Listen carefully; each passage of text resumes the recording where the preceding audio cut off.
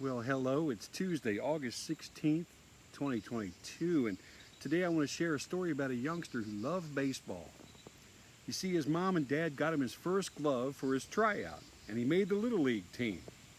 And one of his favorite things to do was pedal his bike to the ball field. I'll just quote his words. He said, "When I played, I was never afraid of the baseball and getting hurt. But before or after games, well, that was a different story."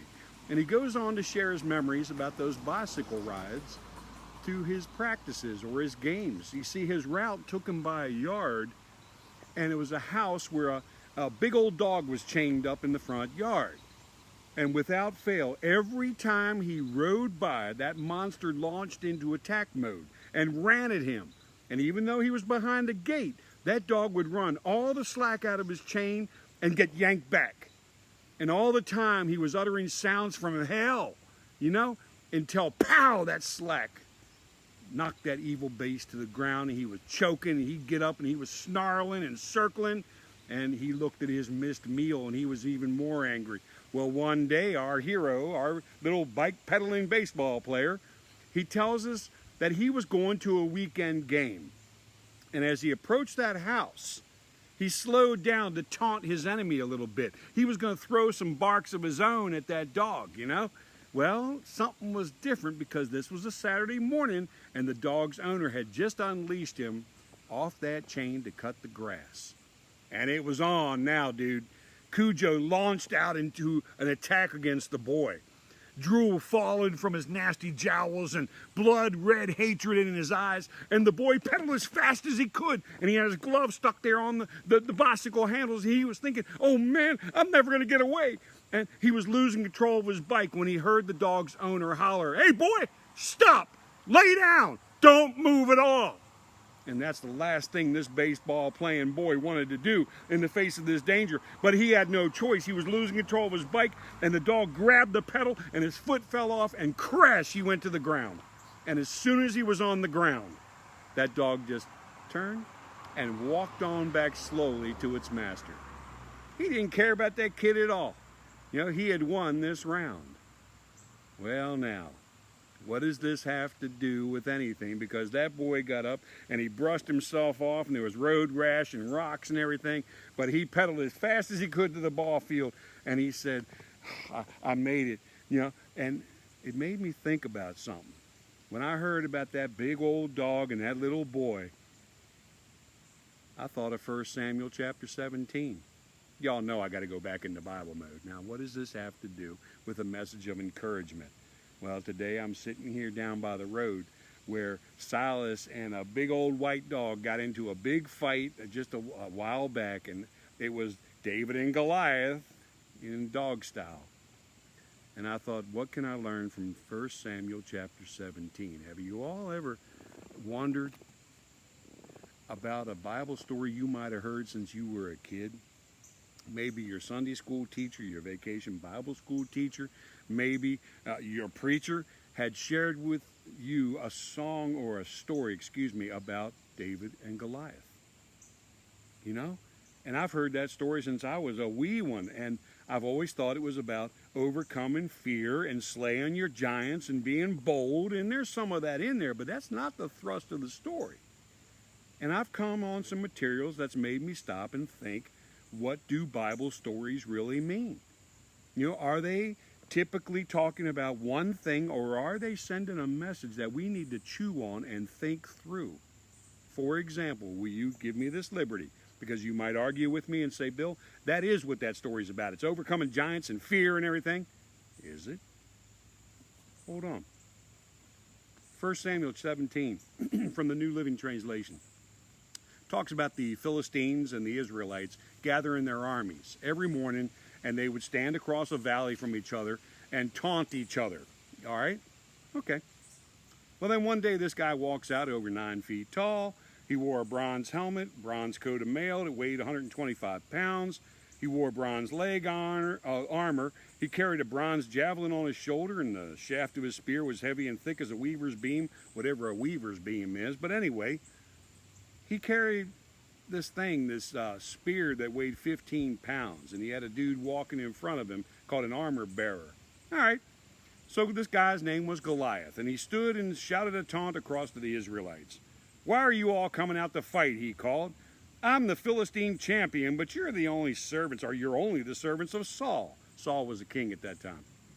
"Choose one of your men to come down here and fight me. If he kills me, then we'll be your slaves, but if I kill him, you'll be our slaves." On and on it goes. Listen to this, verse 11. 1 Samuel chapter 17, verse 11.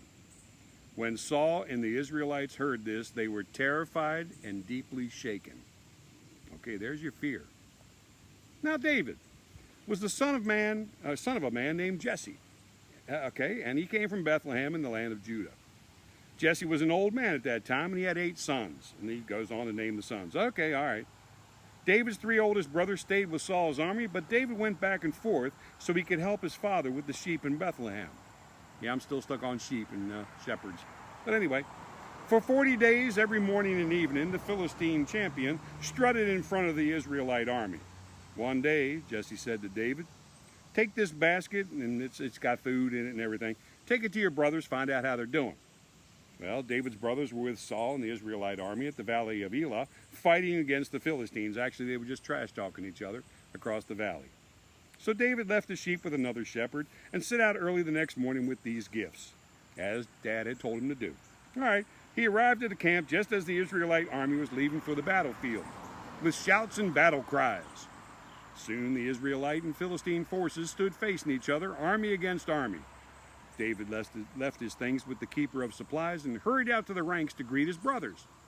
As he was talking with them, Goliath, the Philistine champion from Gath, came out from the Philistine ranks. Then David, listen to me, then David heard him shout his usual taunt to the army of Israel. Alrighty. So David's a shepherd, goes out there to take food to his brothers, check up on his brothers, like his dad told him to do. So now he's on the battlefield, and he hears this big old guy come out trash talking. Does the Bible say anything about David was fearful? Or David was afraid of this giant? Let's keep that in mind. As soon as the Israelite army, I'm picking up in verse 24, as soon as the Israelite army saw him, they began to run away in fright. "Have you seen the giant?" the men asked. "He comes out every day to defy Israel. The king has offered a huge reward to anyone who kills him. He'll give that man one of his daughters for a wife, and the man's entire family will be exempted from paying taxes." Okay then. So David asks what it's about, and then in verse 26, David asks a question to those soldiers.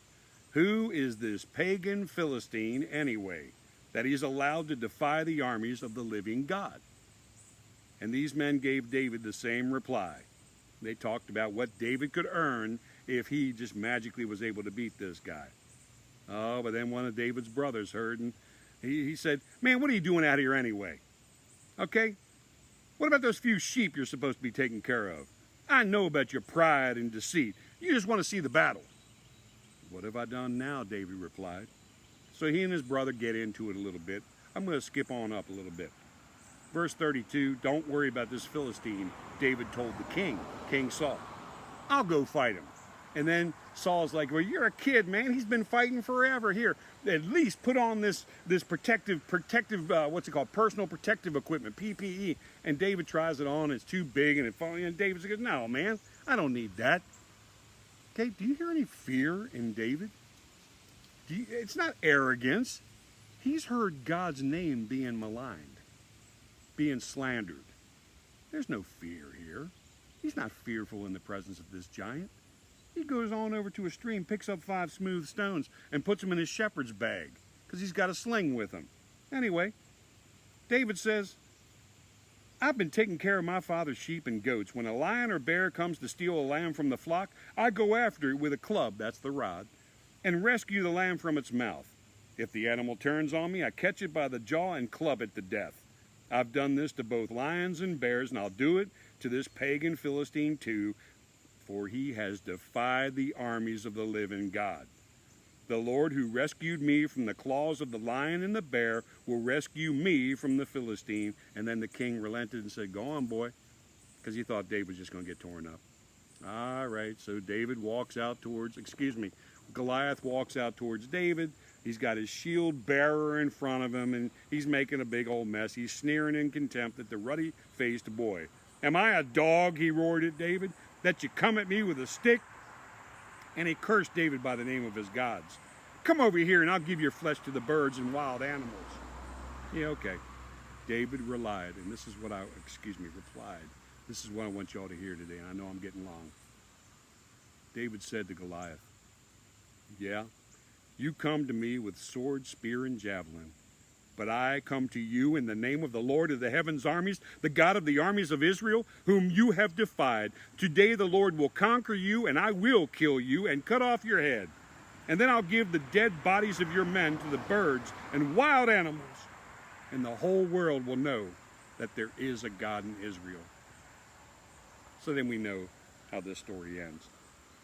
David loads up his sling, sends a rock flying across the field, hits them right here in the head. Goliath goes down. David walks over there triumphantly, pulls his sword, the Goliath sword, by the way, and cuts off Goliath's head. All right. So here I bring this to you.